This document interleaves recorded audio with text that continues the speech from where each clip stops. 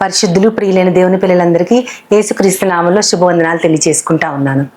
నేను సాధారణంగా ఏం గమనించానంటే, మా ఆర్గనైజేషన్లో ఎవరైనా ఒక స్టాఫ్ మెంబర్ ఒక తప్పు చేస్తే గనక వారి యజమాని దగ్గరికి వెళ్ళి అడగడానికి ఇబ్బంది పడినప్పుడు తన తోటి వారిని 4-5 కలుపుకొని వెళ్ళి మళ్ళీ ఆయన్ని అడిగి ఆయన యొక్క కోపాన్ని పోగొట్టుకుని మళ్ళీ తిరిగి తన యొక్క డ్యూటీలో జాయిన్ అవ్వడానికి వారు ఆ విధంగా చేసేవారు. దానిని గమనించినప్పుడు వీరందరూ కలిసి ఎందుకు వస్తున్నారు, ఒక్కరే ఎందుకు రావట్లేదంటే కలెక్టివ్ రిక్వెస్ట్కి దానికి చాలా ఎఫెక్ట్ ఉంటుంది.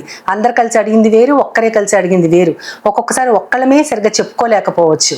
కాబట్టి దీని గురించి అంటే ఏకీభవించటం, అందరు కలిసి ఒకే మాట మీద ఉండటం, ఐక్యతతో ఉండటము, సమ్మతించటం, వీటి గురించి దేవుడు ఏం చెప్తున్నారా అని ఆలోచించినప్పుడు యెషయా గ్రంథం మొట్టమొదటి అధ్యాయము 19వ వచనంలో దేవుడు స్వయంగా చెప్తారు ఏంటంటే, మీరు సమ్మతించి నా మాట వింటే గనక మీరు భూమి యొక్క మంచి పదార్థాలని అనుభవిస్తారు అని.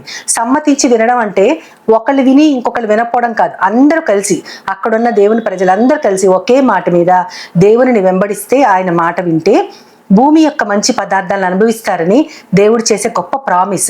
దానిని ఆలోచించినప్పుడు ఎంత మంచి దేవుడు కదా మన దేవుడు అనిపిస్తూ ఉంటుంది. అంత మాత్రమే కాదు కానీ భక్తుడైన దావీదు గారు రాసిన కీర్తనలో 133వ కీర్తన మొట్టమొదటి వచనంలో ఏముంటుందంటే, అక్కడ సహోదరులు ఐక్యతతో ఉండుట ఎంత మేలు ఎంత మనోహరం. అంటే మన కష్టం వచ్చినప్పుడు మాత్రమే ఒక నలుగురిని వెంటేసుకుని వెళ్ళడం, లేదంటే అందరు కలిసి ప్రార్థించడం, ఇది కాదు. కానీ అన్ని విషయాల్లో కూడా అందరము ఆయా సహోదరులు అంటే ఇక్కడ ఒక తల్లి బిడ్డలే కాదు, కానీ విశ్వాసులందరూ కూడా ఐక్యతతో కలిసి ఉంటాం. దేవునికి అదొక మేలుకరమైన విషయం లాగా, ఎంతో మనోహరమైంది అంటే అందమైంది లాగా ఆయన దృష్టికి ఉంటుంది అని చెప్తారు. ఇంకా యేసుక్రీస్తు వారు పలికిన మాటల్ని మత్తయి సువార్తలో మనం చూడొచ్చు.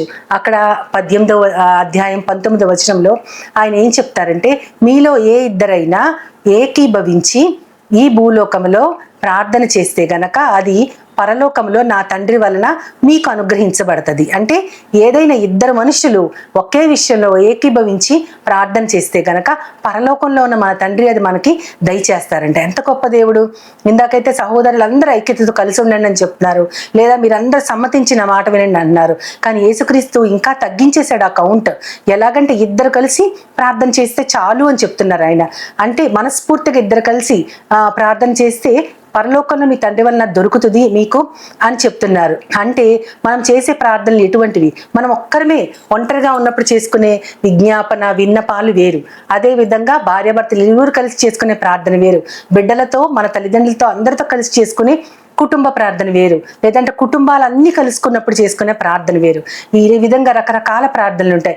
ఏదైనా సరే దేవుని దృష్టికి ఎంతో వినసొంపుగా ఆయన ఇష్టపడే దానిలాగా మన ప్రార్థన, మనం ఏకీభవించేసే ప్రార్థన ఆయన దృష్టిలో అంత విలువగా ఉంటుంది. కానీ ఫైనల్గా యోహాను గారు తాను రాసిన మొదటి పత్రికలో 4వ అధ్యాయంలో 7వ వచనంలో, ఇప్పుడు దాకా మనందరం ఏకీభవించి సమ్మతించి రకరకాల పదార్థాలను పొందుతుంటే మన కోసం పరలోకంలో ముగ్గురు ఏకీభవిస్తారంట. ముగ్గురు కూడా సాక్ష్యం చెప్తారంట. వాళ్ళ ముగ్గురు ఎవరంటే నీళ్లు, రక్తము, ఆత్మ. చాలా విచిత్రంగా ఉంటుంది చదివినప్పుడు. ఇదివరకు నాకు అంత వయసు లేనప్పుడు ఒక 25 సంవత్సరాల క్రితం నీళ్లు, రక్తము, ఆత్మ ఈ ముగ్గురు మీకోసం ఏకీభవిస్తారు, మీ గురించి సాక్ష్యం ఇస్తారంటే అదేంటో నాకు అర్థమయ్యేది కాదు. కానీ దైవ గ్రంథాన్ని లోతుగా పరిశీలిస్తూ రకరకాల అనుభవాలు కలిగి ఉన్నప్పుడు అదేంటంటే ఆ ముగ్గురు మనం పరలోకానికి వెళ్ళినప్పుడు తండ్రి అయిన దేవాది దేవుని ఎదుట మన గురించి సాక్ష్యం ఇస్తారు.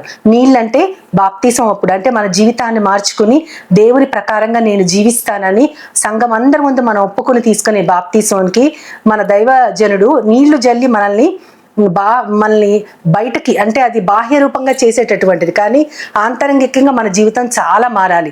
ఆ నీళ్లు బాప్తిస్మ రోజున ఏ నీళ్ళు అయితే మన మీద జల్లారో ఆ నీళ్లు మన కోసం సాక్ష్యం ఇస్తాయంట. నిజమే, ఆ రోజు వీరు ఒక 20 సంవత్సరాలప్పుడు 25 సంవత్సరాలప్పుడు తీసుకున్న బాప్తిస్మానికి ఆ నీళ్లు, అవే నీళ్లు నేను వీరి గురించి సాక్ష్యం ఇస్తాను. అప్పటి నుంచి కూడా ఎంతో క్రమబద్ధమైన జీవితం ఈమె లేకపోతే ఇతను గడిపారని ఆ నీళ్లు సాక్ష్యం ఇస్తాయి అని చెప్తున్నారు. ఇంకొకటి రక్తము, యేసుక్రీస్తు వారి రక్తం వచ్చి సాక్ష్యం ఇస్తుందంట. నా రక్తంతో వీరు కడగబడ్డారు, వీరి పాపాలన్నీ కూడా అప్పటి నుంచి పరిశుద్ధంగా వీరు జీవించడానికి ఇష్టపడ్డారు. వీరి పాపాలన్నీ కూడా దేవుడు తన వీపు వెనుక తట్టు వైపు పడేశారు. మరి ఎప్పుడు జ్ఞాపకం చేసుకోలేదు. వీరు కూడా అంతే ఉన్నతంగా బ్రతకగలిగారని ఆ రక్తం మన కోసం సాక్ష్యం ఇస్తుందంట. అదే విధంగా ఆత్మ, పరిశుద్ధమైన ఆత్మ, నేను వీరిని జీవితాంతము కూడా వారిలోనే ఉండి నేను నడిపించాను, వారు నా ప్రకారంగా నడుచుకుంటూ నాలో ఆనందం పొందారని వీరు ముగ్గురు మన గురించి సాక్ష్యం ఇచ్చినప్పుడు మనం ఎంతో సంతోషపడతాం. ఇది పాజిటివ్ సాక్ష్యం. వారు ముగ్గురు గనుక మనకి వ్యతిరేకంగా సాక్ష్యం ఇస్తే అది ఊహించుకోవడానికి ఎంతో భయంకరంగా ఉంటుంది. ఈ ముగ్గురు ఇచ్చే సాక్ష్యము సమ్మతించి ఇచ్చే సాక్ష్యము. ఈ లోకంలో మనం సమ్మతించి ఏం చేయాలో చెప్పుకున్నాము, మన కోసం పరలోకంలో ఎవరు సమ్మతిస్తారో కూడా మనం చెప్పుకున్నాము. ఈ సమ్మతిని గురించి మనం కాస్త ఆలోచిస్తే గనక దేవుడు ఖచ్చితంగా మనల్ని దిద్దుతారు. అటువంటి దిద్దుబాటు కోసం మనం చిన్న ప్రార్థన చేసుకుందాం, తల వంచుకుందాం. ప్రేమ నమ్మకం గల ప్రియ పరలోకపు తండ్రి, నాయన ఈ లోకంలో మేము సమ్మతించి ప్రార్థిస్తే మాకు ఏదైనా తండ్రి వల్ల దొరుకుతుందని చెప్పారు. మంచి పదార్థాలను అనుభవిస్తామని చెప్పారు ప్రవ్వా. అదేవిధంగా ప్రవ్వా, మా కోసం ముగ్గురు సమ్మతిస్తారని చెప్పారు. ఆ ముగ్గురు సమ్మతించినప్పుడు వారు ముగ్గురు మంచి సాక్ష్యం మా గురించి పలకగలుగులాగున దైవ గ్రంథాన్ని అనుసరిస్తూ మా జీవితాన్ని నీకిష్టమైన రీతిలో నీ కుమారుడి పోలికలో చెక్కబడటానికి నన్ను మమ్మల్ని అందరినీ నీ యొక్క చేతులకి సమర్పించుకుంటూ నీ ప్రియ కుమారుడు నా ప్రియ ప్రభువైన యేసుక్రీస్తు ద్వారా కోరి ప్రార్థిస్తున్నాను పరమ తండ్రి. ఆమేన్, ఆమేన్, ఆమేన్. Jesus now, he's always near.